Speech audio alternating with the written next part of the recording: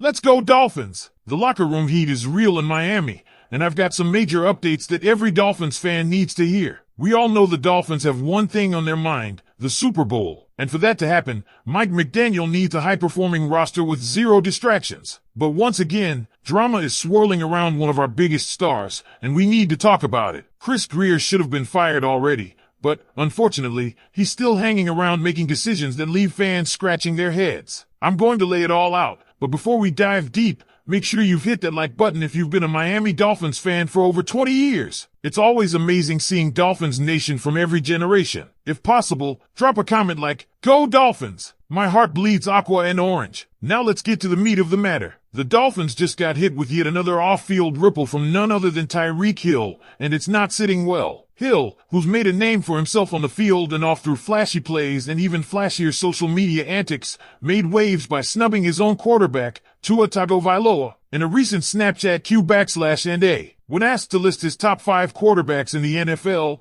Tyreek named Lamar Jackson, Josh Allen, Joe Burrow, Baker Mayfield, and Patrick Mahomes. You don't have to be a rocket scientist to see what's missing here. His current QB, Tua, was nowhere to be found. Let's not sugarcoat this. Tyreek knew exactly what he was doing. This wasn't a slip during a live interview. This was a premeditated response on Snapchat. He had all the time in the world to think it through, record it, and post it. It's calculated, and for Dolphins fans and the team's locker room, it sends a message. For the first time since joining the Dolphins, Tyreek publicly shifted his tone about Tua, someone he previously backed with full confidence. Why the change now? Why? After 2 of the most productive seasons of his career, yes, 2 of his best ever, would he suddenly leave Tua off the list? Look, we're not saying Tua is a top 5 quarterback in the league. He's not. And in the stacked AFC, he's not even top 5 there. But this isn't about where Tua ranks on a list. It's about loyalty, unity, and leadership. Tyreek owes a big part of those 1,700 yards and 20 touchdowns over the past 2 seasons to the guy he just snubbed. That matters. That silence speaks volumes. And for a team chasing a Super Bowl dream,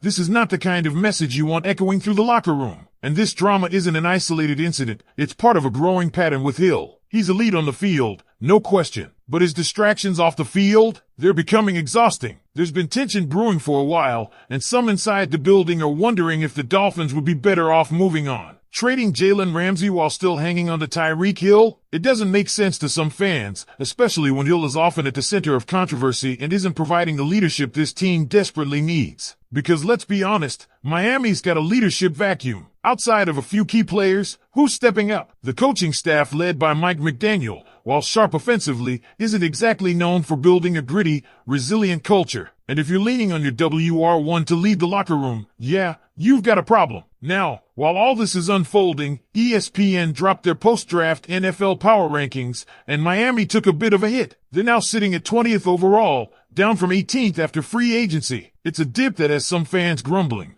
But when you dig into the details, it's not entirely unjustified. ESPN pointed to the defensive line as Miami's most improved area, and for good reason. Chris Grier, despite everything, did use the draft to target a glaring weakness by selecting Kenneth Grant in the 1st round, Jordan Phillips in the 5th, and Zeke Biggers in the 7th. That's an overhaul of a position group that had almost no depth going into the draft. Grant, with his 6 feet 4 inches, 330-pound frame and explosive first step, is expected to start immediately next to Zach Sealer, who was arguably the Dolphins' best player last season. Phillips brings rotational depth, and Biggers is raw but massive at 6 feet 6 inches, 320 pounds, a potential long-term anchor at nose tackle. Add in veterans like Neil Farrell and Matt Dickerson, and at least the defensive line looks like a complete room now. Still, despite the upgrade in the trenches, the drop in rankings has fans wondering, is Miami being underrated, or are the concerns about the roster, especially the secondary, totally valid? Grier did make smart moves along the offensive line too,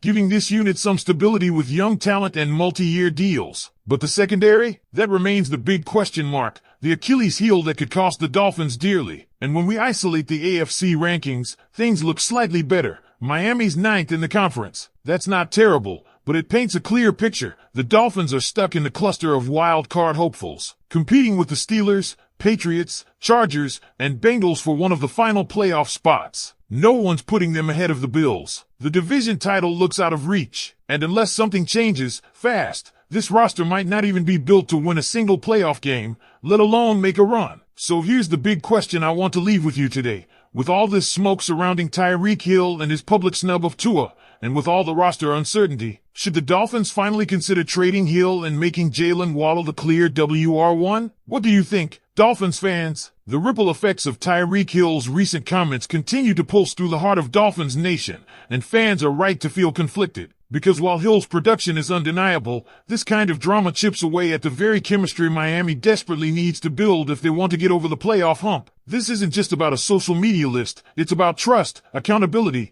and whether the Dolphins are building a locker room that can handle adversity when it hits in December and January. Let's look at the facts. Tyreek Hill has had arguably two of the best seasons of his career with Tua Tagovailoa throwing him the ball. That connection helped revive his numbers and give Miami one of the league's most explosive passing attacks. And yet, when asked who the top quarterbacks in the NFL are, he couldn't be bothered to include Tua? That's not just a passive omission. It's a statement, and it's one that every guy in that locker room saw. If your WR1 can't even publicly support the QB1, how is this offense supposed to run on full confidence? More importantly, it tells us a lot about the fractured culture within the team. This isn't the first time we've seen cracks in the Dolphins' locker room identity. Last year's second-half collapse exposed deeper issues, mental toughness, resilience, unity. And even now, with additions in the trenches and a few decent draft picks, nothing has been done to solve the leadership gap. Mike McDaniel is a brilliant offensive mind, but culture, that's not his strength. And as much as fans wanted to believe Chris Greer would build a complete roster, he's once again failed to bring in the right glue guys to hold it all together. It's wild to think that the Dolphins chose to move on from Jalen Ramsey, a proven veteran, a vocal leader,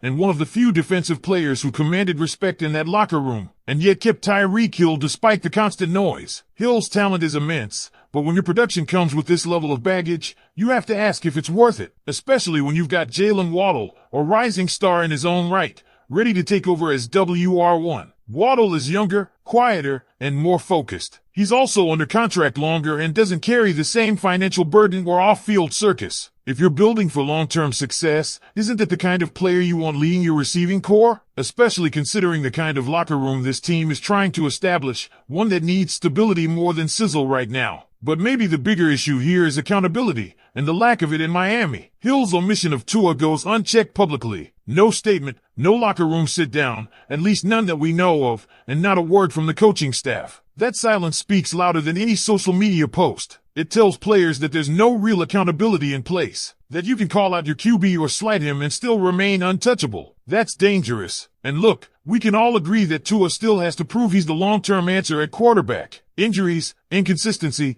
and a brutal finish to the 2023 season have raised real questions. But he's also shown he can be deadly accurate, efficient, and composed when protected and healthy. What he needs now isn't a backhanded slap from his WR1. He needs full backing from his team, both on and off the field. Instead, he's being undercut by a guy who should be his biggest cheerleader. And that's what brings us to this critical juncture.